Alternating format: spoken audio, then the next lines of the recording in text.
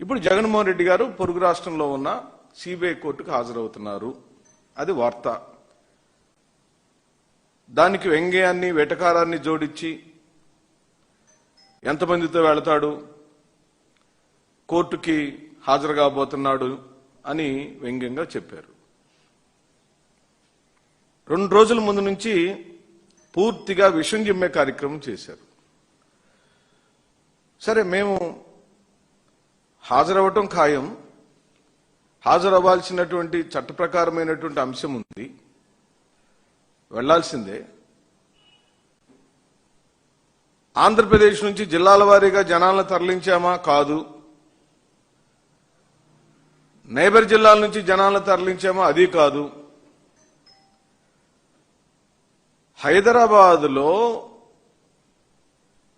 Begumpet airport దద్దరిల్లిపోయింది. జై జగన్ అనే నినాదాలతో ఈ జన సునామీ గురించి